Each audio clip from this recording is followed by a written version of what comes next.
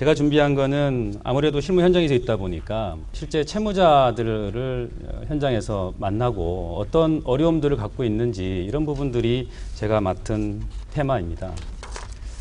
그 두 가지 테마입니다. 신청 단계와 종결 단계의 절차 지원 방안은 뭘까 하는 것이 제 발표의 주 내용입니다. 채무자 입장에서는 회생 절차를 들어가기 전에 회생 계획안을 만들 수 있어야 기업 가치가 높은 상태로 회생할 수 있는 미래를 가질 수 있습니다.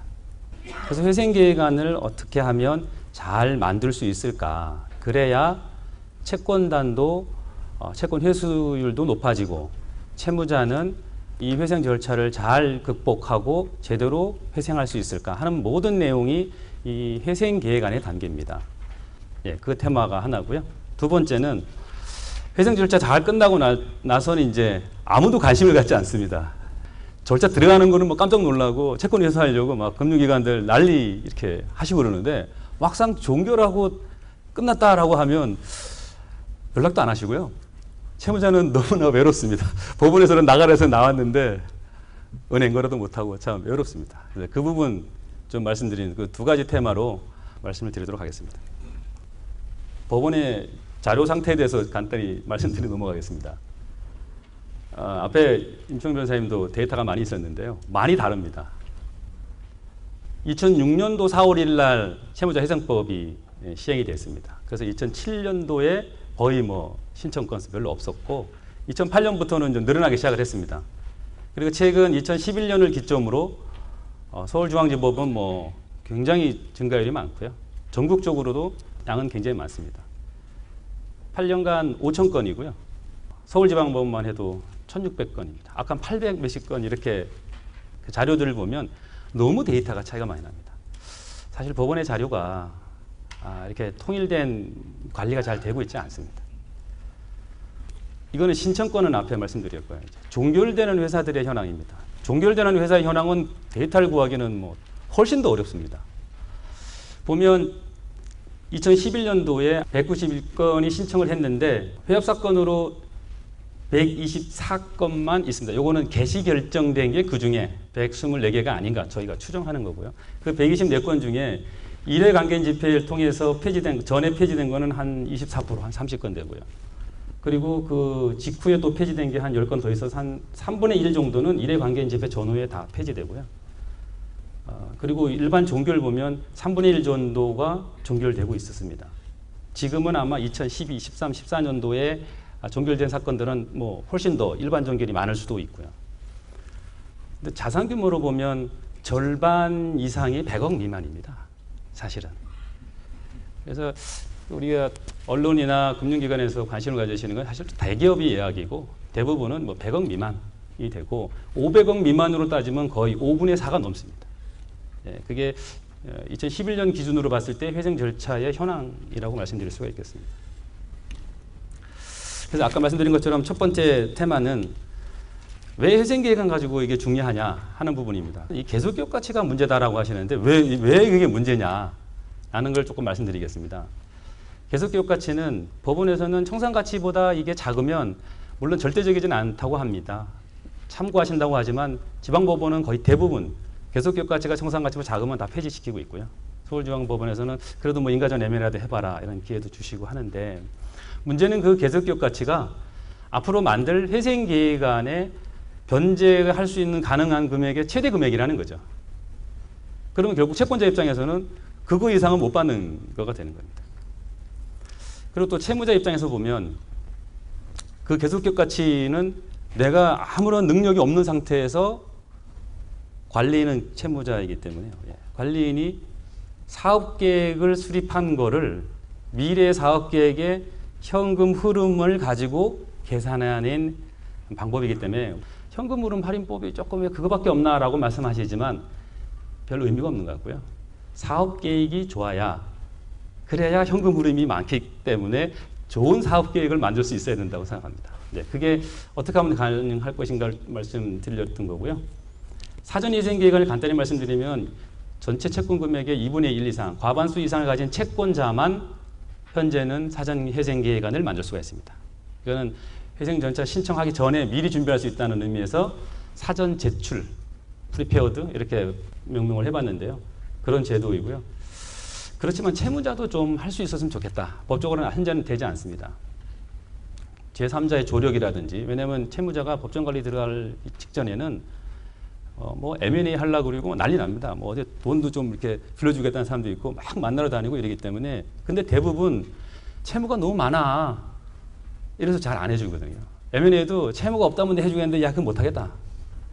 그래서 그런 사람들과 조력을 같이 해서 채무를 조정하는 안까지 같이 넣는 회생계획안을 만든다면, 물론 금융기관 주거래은행하고 같이 협의한다 그러면 훨씬 신속할 수도 있고 또 채권자 입장에서도 훨씬 많은 금액을 회수할 수 있는 가능성이 있습니다. 근데 지금은 채권자만 하도록 되는데, 뭐 저도 책을 좀 이렇게 보고 그러니까 또 배경은 우리 예전에 워크아웃 하다가 안 됐을 경우에 회생 절차로 넘어올 때를 대비해서 만들어 놓은 뭐 그런 제도였다, 뭐 이런 내용도 있습니다만, 그 부분이 좀 확대 사용될 수 있는 부분이 있다면 하는 바람이 좀 있습니다. 아까 말씀드린 것처럼 계속기업 가치는 관리인이 아무런 은행 거래도 없이 지금 뭐 한 1억이나 있을까 말까 한 현금, 그리고 재고자산 팔아가지고 들어올 만한 현금 득감을, 그것만 가지고 내년, 내후년에서 10년 동안 현금 흐름을 만들어내고 있기 때문에 그 계속기업 가치는 높을 수가 없습니다. 제가 집회에 가서 이렇게 발표를 하다 보면 채권자가 고함을 지릅니다. 야, 석 달 전에 산업은행에서 워크아웃 할 때는 3,500억이라고 회계법인에서 말해놓고 이 조사, 채권 집회하는데 야, 석 달 만에 어떻게 기업 가치가 300억이 되냐, 이런 사람도 있거든요. 다를 수밖에 없습니다. 그거는 은행으로부터 자금이, 운용 자금이 돌고 이래야 미래 사업 계획이라는 게 크게 나갈 수가 있는 건데, 그게 없는 정제면 뭐 무조건 아주 작은 기업 가치밖에 안 나오죠.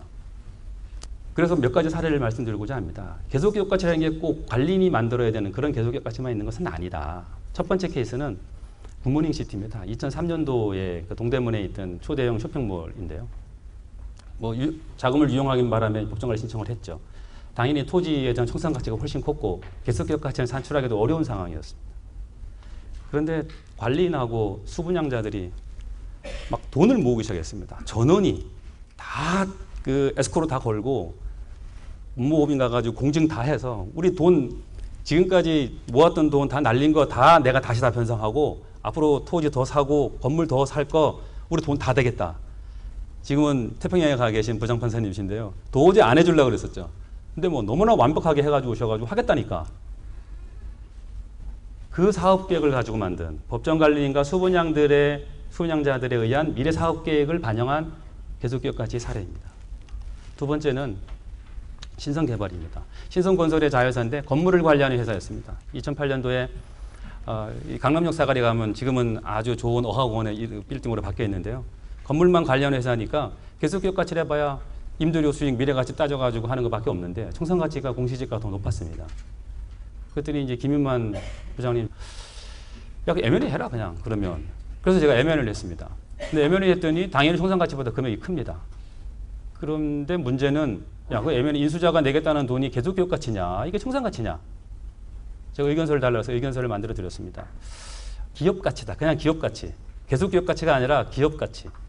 그 기업 가치는 꼭 사업계획 써가지고 만드는 것만이 기업 가치가 아니라 내재 가치를 나타내는 것이고, 결국 마켓에서 생각하고 있는 기업 가치도 얼마든지 계속기업 가치를 할 수 있는 거라고 생각이 됩니다.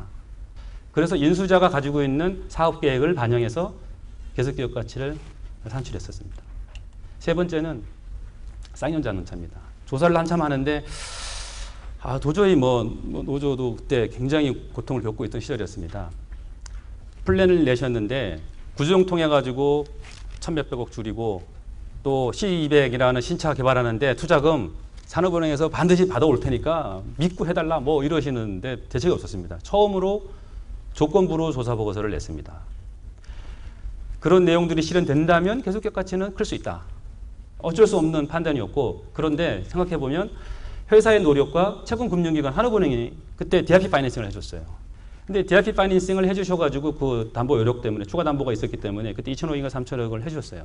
그래서 C200이라는 게 탄생이 됐고 이 회사는 살 수 있었습니다. 그것이 없었을 때 계속기업 가치는 제가 알기로는 한 100억, 1200억밖에 안 됐었거든요. 어마어마하게 차이가 나는 거였는데 또 다른 형태의 계속기업 가치 산출 사례라고 할 수 있습니다. 네 번째 사례는 최근에 있었던 2012년 웅진홀딩스입니다. 웅진홀딩스 사례도 참 재밌는 케이스인데요. 자회사들은 멀쩡한데 지주사가 이제 부도가 난 거죠. 이거에 대한 회사를 그럼 어떻게 지주사 밸류에이션을 어떻게 할 것인가 한 논쟁이 있었습니다. 당연히 자회사들 중에 뭐 미래 사업 계획들을 다 모아가지고 그 캐시플로를 모은 게 지주사 거 아니냐? 그러면 지분율대로 올려서 배당 금액 받은 걸로 정상가치와 계속기업가치 정의가 상당히 내리기 어려웠는데요. 채권금융기관에서 그때 3개 증권사가 뭐 우리은행을 포함해서 뭐 다 하셨지만 계획을 어떻게 세웠냐면 자회사 매각 계획을 세우신 거죠. 그거는 관리인이 하는 게 아니라 이제 채권금융기관의 어떤 그 자회사 매각이라고 하는 새로운 사업 계획을 통해서 만들어냈던 계속기업 가치 사례입니다.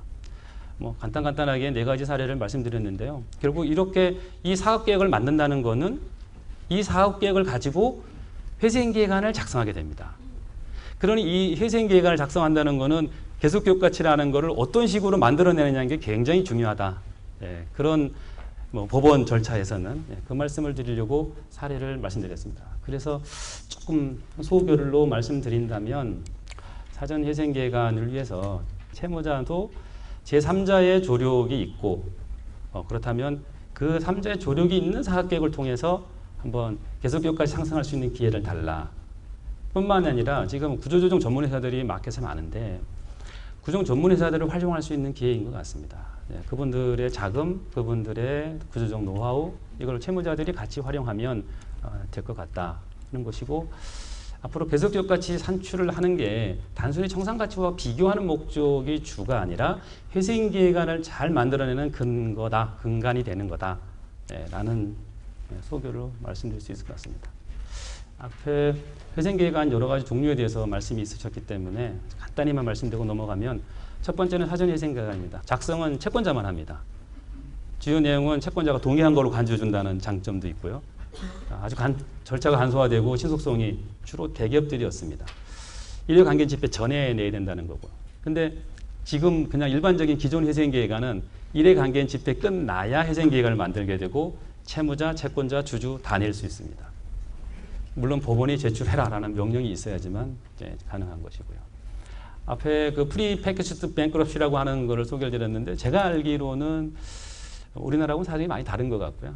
이거는 채권자들이 바깥에서 가결 요건까지 다 이렇게 만드셨답니다. 만들고 채권자들이 법원에다가는 그냥 제출만 해서 뭐 컨퍼메이션, 법원은 인가만 딱 해주면 바로 끝나는 그런 제도라고 그러는데 이거는 한번 잘 응용하면 워크아웃 하고 있는 대기업들 사례에서는 법원과 채권금융기관이 뭔가 좋은 작품을 만들 수 있는 분야가 아닌가 싶습니다.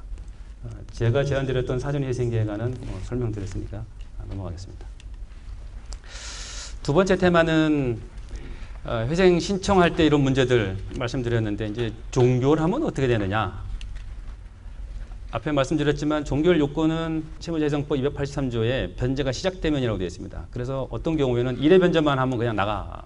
이 표현이 너무 심했나요? 나가라는 게 아니라 나가도 좋다 이렇게 되고 소극적인 요건은 그래도 경영을 정상적으로 할 수 있는 능력을 갖췄다라는 판단이라고 기술되어 있는데 좀 모호하지 않나 싶습니다. 이 단계에서는 사실은 법원도 채권금융기관 채권자 협의회가 사실은 절차 중에 있는데 적극적으로 좀 협조가 돼서 이 정도면 종결해도 된다. 종결시키시면 저희가 테이크 받아서 어떻게 하겠습니다. 이 협조가 좀 돼야 되는 대목인데 현재는 그렇지 못합니다. 사례를 좀 말씀드리면 회생 절차가 딱 종결되면 어떻게 되는지 아마 잘 별로 관심들이 없으셨을 겁니다. 앞에 말씀드린 DIP 경영자가 그냥 하고 있습니다. 근데 지분은 하나도 없습니다. 출자 전환을 다 했기 때문에 출자 전환한 모든 채권자들이 채권금융기관을 포함한 채권자들이 주주입니다. 작은 비율로 쫙 가지고 있죠. 관심이 없으세요, 근데 우리 채권자 주주이면서 법정관리 갔다 왔기 때문에 그 오명 때문에 거래처에서는 이 사람들하고 거래했다가 이거 또 돈 뜯기는 거 아니야? 이렇게 되어 있습니다. S산전인데요. 2014년 12월에 서울지방법원에서 종결받았습니다. 은행 거래 당연히 현재 못하고 있습니다. 당좌 거래도 못하고 법인카드는 뭐 당연히 못 씁니다. 그래서 최근에 그나마 열심히 노력해가지고 신용등급 B+ 받았습니다. 무조건 B+ 이상이어야 되니까. 근데 아직 은행과 조율 중이고 은행 거래 못하고 있습니다. D철강입니다. 2015년 1월 올 초에 인천지방법원에서 종결받았는데요. 당연히 금융거래는 전혀 못하고 있습니다. 거래처에서는 뭐 법정관을 졸업했다는 것을 막 보내드리는 거예요. 저희 졸업해서 이제 새로 태어났습니다. 뭐 이러면서 영업을 하려고, 영업을 재개하려고 노력하고 있습니다. 신용 등급 평가가 어렵습니다. 신청해서 빨리 B+로 신청받으려고 노력 중입니다. 종결하면 채무도 사실 많은 부분 탕감받았거든요. 클린 컴퍼니에 가깝다고 해야 되나요? 어떤 때는 아직 미변제 채무가 많은 경우에는 좀 덜하긴 한데 또 채무 조정을 많이 했기 때문에 사실은 재무적으로는 클린 컴퍼니에 가깝습니다. 그럼 우리 금융기관에서도 사실은 좋은 클라이언트로 맺을 수 있는데 그런 좀 아쉬움이 있고요. 그래서 방안 소개를 좀 말씀드리면 절차 종결할 때 채권자 협의회 활동이 별로 없으신데요. 가급적이면 좀 과거의 주거래은행이나 종결하는 회사들을 대상으로 좀 책임질 수 있는 은행이 좀 인큐베이팅을 좀 해주셨으면 좋겠다. 그렇게 하시면서 출자 전환 주주들 쭉 있으시니까 그분들한테 이제 DIP하고 MOU를 좀 맺어서 열심히 노력하면 우선 매수권 줄게. 뭐 이런 부분은 우리 저 금융권에서는 아주 뭐 전문가들이시니까요. 그분들 코치해가면서 이렇게 열심히 해라. 이런 인큐베이팅이 좀 됐으면 좋겠습니다. 또 한 가지 있는 부분은 신용등급이 없기 때문에 금융거래가 안 되니까 사실은 우리 재기지원 펀드라든지 또 재무안정 PF라든지 이 구조조정 펀드들이 있습니다. 근데 이분들이 사실 잘 모르세요. 뭐냐면 회생 절차에 들어가면 뭐 DRP 파이낸싱 있다더라 뭐 그거 좀 써보자 이러는데 굉장히 어렵습니다. 그거 하시기 굉장히 어렵고요. 오히려 재기지원 펀드라는 이름이 있으시면 이렇게 종결하는 회사에 금융거래가 재개되기 전에 브릿지 역할을 해준다든지 채권금융기관과 동조해서 이 회사를 이제 종결이 됐으니까 사회 초년병일 때 이때 어떤 지분의 출자라든지 아니면은 여신의 제공이라든지 이런 걸 통해서 수익성을 내는 게 이 재기지원펀드가 딱인 것 같습니다. 이 재기지원펀드는 신성장 제가 찾아봤습니다. 신성장 사달이라고 산업은행하고 이제 주관에 하셔서 기업은행 등 3개 출자 기관이 했는데 금액도 크더라고요. 1조 한 4, 5천억씩이나 지금 조성이 되고 있고 그리고 그 중에 이제 재기지원 펀드라고 작년도 2014년 8월인 것 같은데 한 1,050억 1차 됐죠. 그리고 350억 원 지난 12월에 추가해서 거의 한 1,500억씩이나 재기지원 펀드가 도는데 어디다 투자하고 있겠습니까? 회생기업 등에 투자할 수 있다고 하는데 회생기업에 넣으려고 해도 겁이나 넣을 수도 없습니다. 근데 제가 보기엔 그래서 종결된 후에 이 회사들을 좀 타겟으로 하시면 얼마든지 또 비즈니스도 될 것 같기도 하고 그렇습니다. 예, 뭐 간단한 말씀입니다. 뭐 결국 DRP를 선임하셨으면 이제 부도덕한 그 경영자들은 제외된 거죠. 부도덕한 경영자라면 DRP가 돼서는 안 되고 DRP가 됐다면 그런 분들이 아닌 사람들이라면 이제 좀 다양한 회생 방안이 될 수 있도록 그런 걸 좀 연구를 좀 더 했으면 좋겠다는 것. 그리고 대기업 워크아웃 논쟁에 좀 사실은 있다 보니까 중견기업들의 회생 절차에 좀 관심이 좀 없는데 그런 관심이 좀 필요하다는 말씀드리고 그래서 전체적으로 회생이 진짜 회생이 되려면 신청 단계가 아니라 절차 종결 이후에 회생은 완성된다. 이런 생각으로 조금 시각을 바꾸고 이제 금융기관의 어떤 참여와 법원의 지원이 있으면 채무자 입장에서는 구조적 효율성이 많이 제고될 것이라고 생각됩니다. 네.